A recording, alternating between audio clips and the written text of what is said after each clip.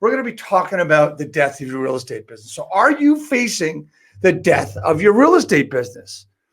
Well, what does that mean? The market is tight. We're in April of 2021 as this is being presented and recorded. And the question I have for you is, are you facing the death of your real estate business? Now, this is coming up and being discussed simply because of where we're at with inventory. Everybody's bitching and moaning about inventory. And well, it's true. There is an issue with inventory. So what I'm going to talk about today is we'll talk a little bit about fear. I'm going to talk about what you can do. I'm going to talk about where you can do it, some hard questions, and what might get you over the top. That is, if you're willing to do the work. Let's start with that right now. There is a fear of people not doing the work. What can you do? You can just do it anywhere. Be tough on yourself. Be your own boss. Be a good boss. Be the boss that you're afraid to mess up with. And I guarantee you that will get you over the top. Fear abounds. Why? Low inventory.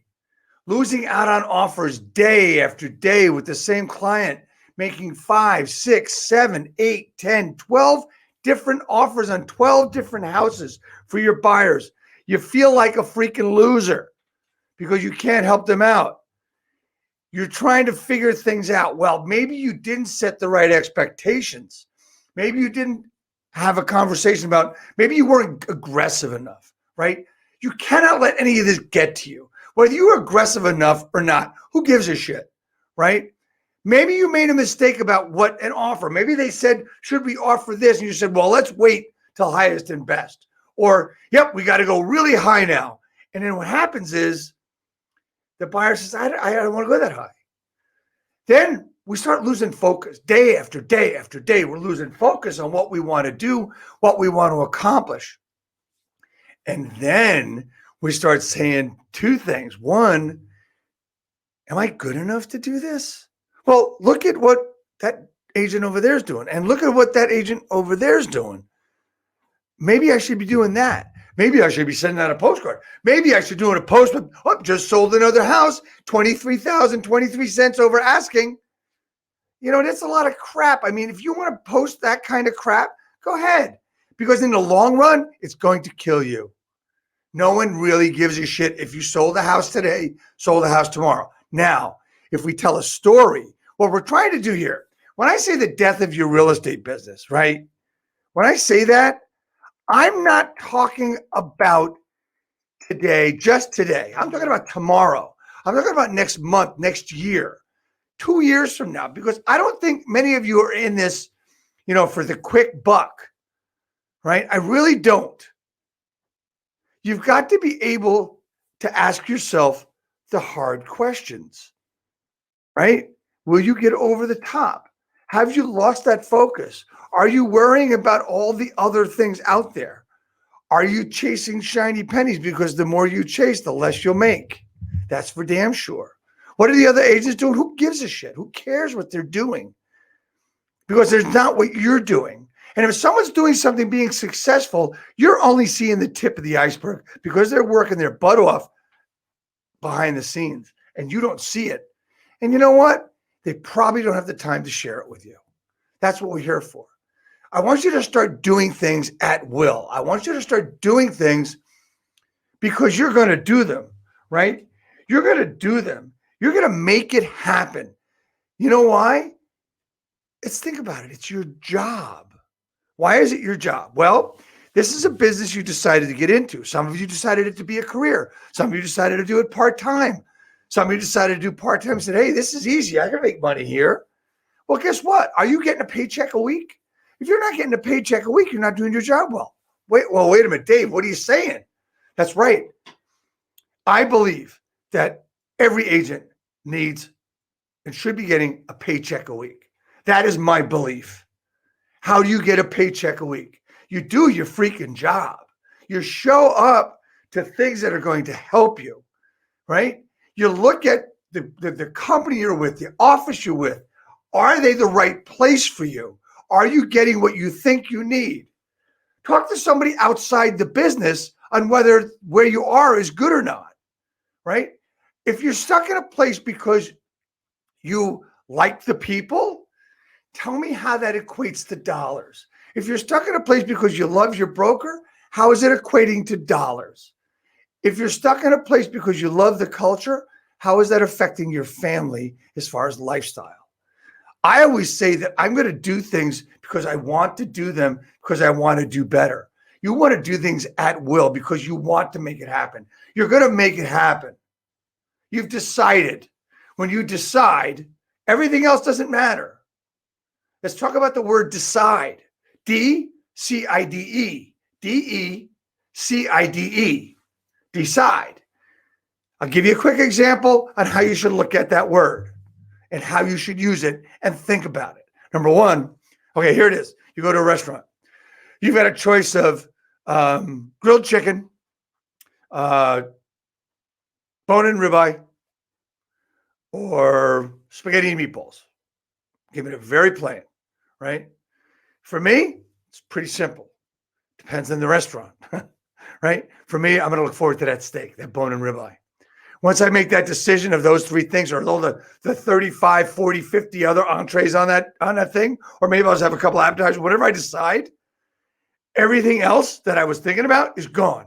Every time a waiter goes by or a server goes by with a tray, I'm thinking, oh, that's my food.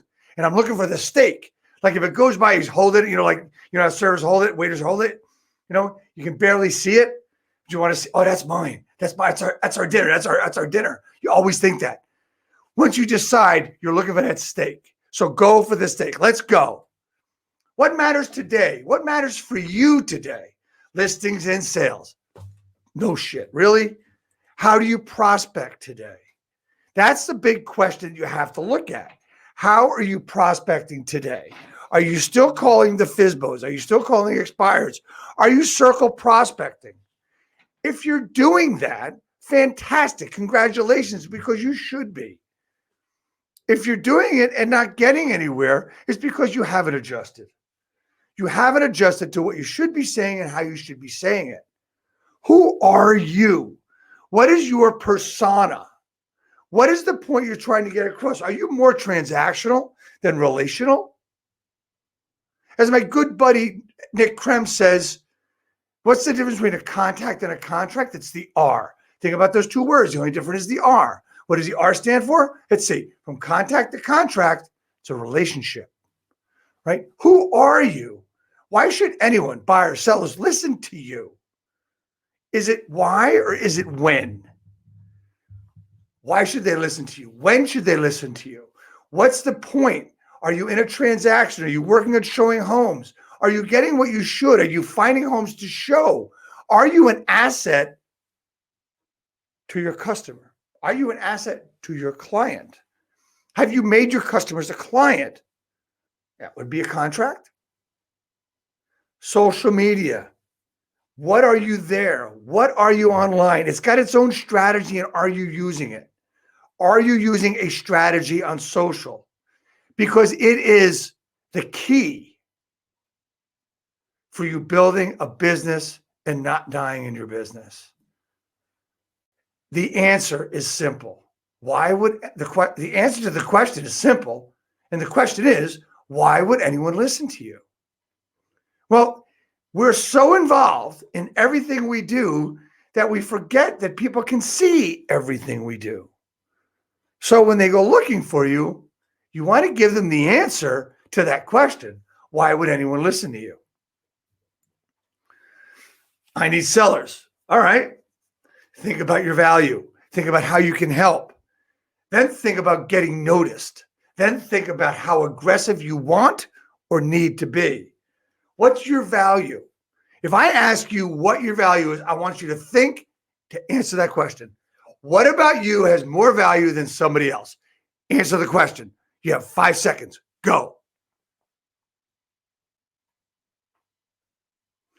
Couldn't come up with something, could you? How can you help them? Well, of course, what's your value? Well, I'm great marketing. I bring in a professional photographer. Really? Okay. Awesome. Can you think about what's unique about you than anybody else? I want you to think about that and keep thinking about it and why you're unique. Is it your passion? Well, it's not measurable, right?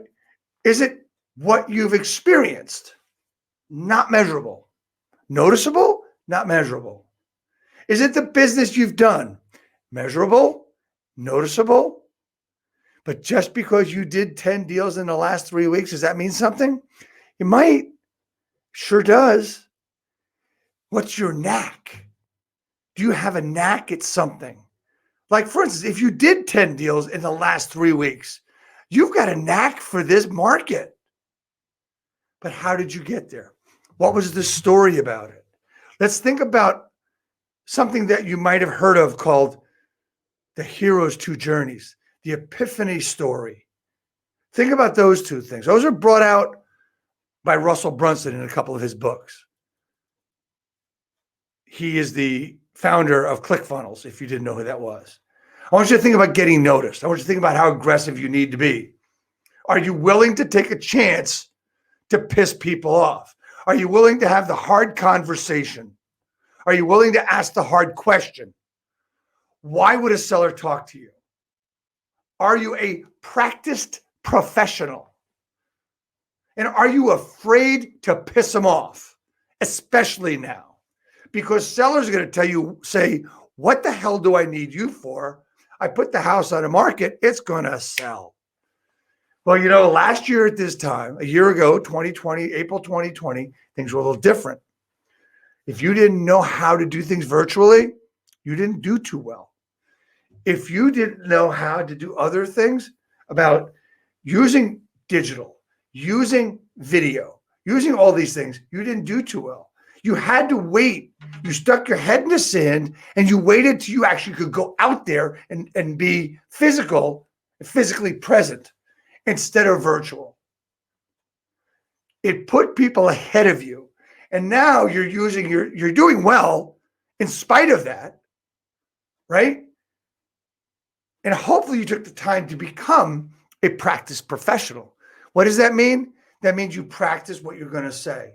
You practice how you're going to say it. You're going to practice situational discussions, situational conversations. You're going to talk to people like you are confident of what you're doing. How do we get to confidence? We first commit. Once we make a commitment to something, then we get the courage to actually do it. Once we get the courage to actually do it, we build up our capacity to actually build. And once we do that, we see things happening, we build the confidence. So let me ask you this question that's right in front of you. Would you take a listing on a home that the market says is a $375,000 house and offer to list it at $430K? Then because you have no guts, you actually list it at $475 because the seller has a greed issue, as a lot do today. We really can't blame them. So we need to come up with a way that's not going to hurt your business where you can actually get this listing.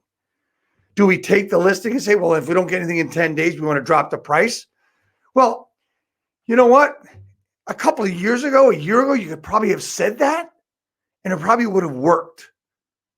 But mostly the same theory of chasing down the market comes into play here as well, but it's worse. If you drastically overprice a listing today, you're going to get that stigma that you didn't sell this house. And they're going to look for you. Because of social media, they're going to know, right? They're going to know that you made that blunder. It's not a mistake. I don't blame you. You can't blame the sellers either. But how are you going to have that conversation with the seller? It's simple. I'll give you the hard answer time. Excuse me, Mr. Seller. Do you mind if I piss you off? And they'll say, no, you go ahead. Well, let's think about this. Your house comps out at 375, but we think because of the market, we could probably do around 430. So we figured maybe we could list it around there. Does that make sense? Yep, absolutely. Where the hell did you get it in your mind that you could list it for 475? Well, if it's going to go over asking, we might as well ask for that now. Maybe we'll even do better than that. Okay, so let's look at the other homes in the market. You're a 3-bedroom, 2-bath colonial. This house that sold for what you want to ask is a 4-bedroom, 2-bath colonial. Will you be adding that extra bedroom onto your house before we list it? No, how can I do that? Exactly. And how can we ask that much for it? You need to have conversations like this. You need to be ready to walk. Yeah, I know. Who the hell wants to walk on a listing, especially today? I get that 100%. And I don't blame you. I don't blame you at all. But you've got to be able and be ready to piss off your clients. How are you getting the business? Is it pound the pavement time? Like knocking on doors? Are you cold calling your butt off? Calling hundreds of 200s a day? Just as an aside, you should be doing the prospect calls. Targeting cold calling. What is that? Well, what's the market that really could use your help today? Do you know? What market could really do a great job for you today? I'll get back to that in a minute. Look, this is a very opportune time for you being different. The overlooked process of networking with other agents as you edify them is overlooked. Let's talk about targeted cold calling. Let's talk about where you can be prospecting. Drive around your market. Expand your market. I'm going to use a phrase you may have heard, but you may not have heard. Flawed properties. We all know that there's not enough inventory. We all know that when something comes on the market, if it's priced properly, it might go over asking. We're starting, whether you see it or not in your market, we're starting to slow a little bit. Now, people will be rushing to market so they don't miss out. There's going to be a huge FOMO over the next 12 to 24 months, right? This is my opinion. Now's the time to find that home that needs work, that might be on a busy street, that might be in a commercial industrial area, that might have a factory across the street, that might be near high tension wires, all the things that might make the location flawed. The property could need a lot of work. It might need new bathrooms and kitchens. This is the time to sell those properties. It might be flawed. It just might not be a great house. You know these houses, or you might not, but market to them. Find the areas. Call those areas. Knock on those doors. I'm not a fan of door knocking, so I don't believe I even said that, but I did. Right? This is being different. Right? Let's talk about the next line, the overlooked process of networking with other agents as you edify them.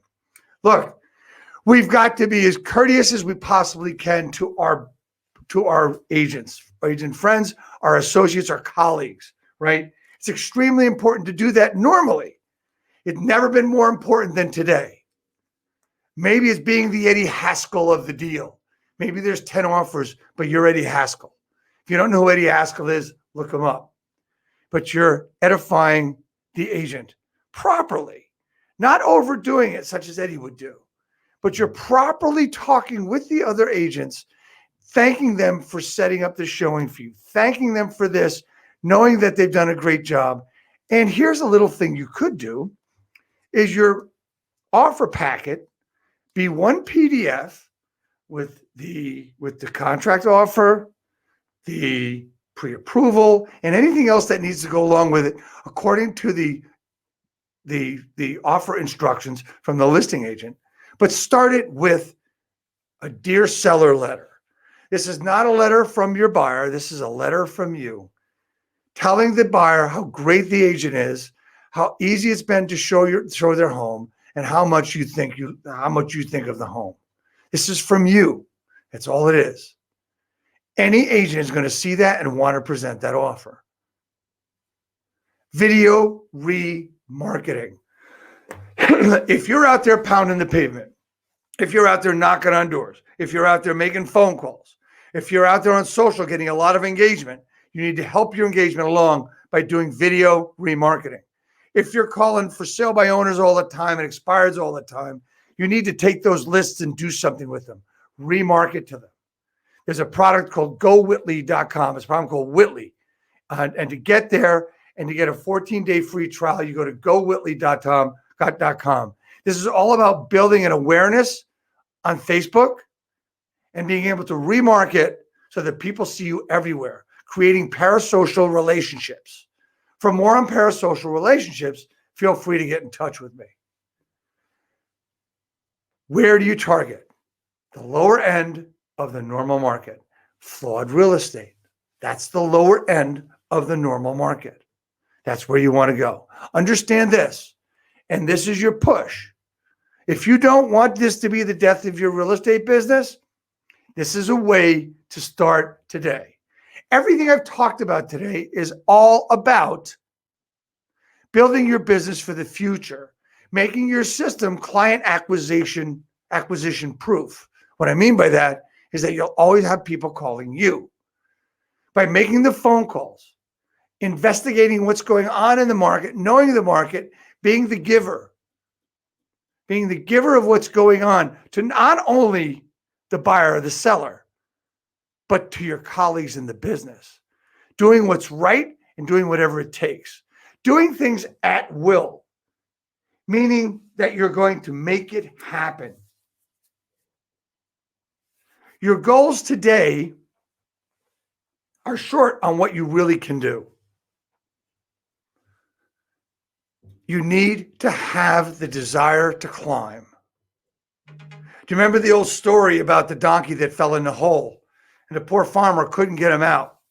So he got his friends over and said, you know what? We just need to put this poor guy out of his misery. Let's bury him right here. So as they were lowering the dirt into the hole, the donkey kept jumping on top of the dirt, till all the dirt got in there, he was able to walk out. Same thing you can do. Guarantees. Will guarantees work in this market? They could, such as you can fire me guarantee. You can rip up the contract. You can do this with listings and buyer agreements. Think about how you want it to work. Make it work in your manner. If you want help with this, feel free to get in touch with me. Be glad to set you up and build that great guarantee for you that's going to help you and get you over the hump. There's 3 reasons buyers and sellers are not going to choose you. And I want you to remember this really, really well. They wouldn't choose you in the first place. Why? You look for you and you tell me why. You look for you and tell me how you come up. If you're working against the great agents out there that are doing hundreds of deals where they can walk into a listing presentation and get the listing, and all the other 2 people, the other 2, 3, 4, 5 agents coming in, they get their appointments canceled. Maybe that's why people don't know who you are. Maybe people don't know you. That's why they wouldn't hire you in the first place. Or maybe what they've seen, they don't trust. Or maybe you've gone in as that salesy, cheesy guy. Or maybe you forgot the R, building that relationship. You need to build the information portal through consistency and relevancy. That's social. I talked about that. Or they just don't have the confidence in themselves to work with a strong agent. Are you a strong agent? Be that strong agent. But don't ever get to a point, or if you are, change it, that you're not even in the running, even if you got the appointment, like it says that they never would work with you anyway. You need to show how people can trust you. You need to build relationships socially by not even meeting your potential customer or client. You need to have the confidence to help them with the decision making. The solution is focus on one thing and one thing only: the prospect's desire. We know what the seller wants. They want more freaking money, right? Remember the 375 to 430 and the 475. That's where I said you need to ask great questions and never read from a script. Know the scripts, understand the scripts, but talk like you're talking to your Uncle Joe. Hey, Uncle Joe, I see you want to sell your house. What numbers did you come up with? Oh, 475. You know, Uncle Joe, I've done some background checking on and some research on your market. And it looks like houses like yours are probably in the market of 375, not 475. Yeah, but everybody's getting it. I get that, Uncle Joe. I get that. Look, here's what we do. Why don't we try another number? But I think 475 might be completely and totally out of line. If you put it that high and nobody comes, they're not going to come, and you're going to kind of miss out on this market. You see, talking to Uncle Joe is going to allow you to ask the tough questions and maybe not piss them off. But that's a good way to go. It's okay for them to have a heated discussion with you, because as they get heated, you're able to see what their real desires are. And again, you need to be straight to the point. Go for the lower market. How can I help you? How can I help you get through to build your business up and cure what ails it, if it even ails it? Look, we want you to survive this market and come out of it ready to go in any market that's going to follow it. We know that no matter what you do, your extremely hard work is going to pay off one way or the other. Maybe it'll pay off that you keep doing business, or maybe you'll really skyrocket and 10x your business because of it. Video remarketing is a very big key. It's a key to your visibility. It's a key to your relationship building. Check out Whitley at gowhitley.com. That's going to help you do video remarketing. And for anything else, if you're interested in having a conversation with me about what you're doing in your business, go to talktodave.work. I'd be glad to talk to you about the different things we talked about, the art of differentiation, how to piss off your client and still win the listing and sale. I should write that book. That sounds really good. Anyway, let's go back to the program here.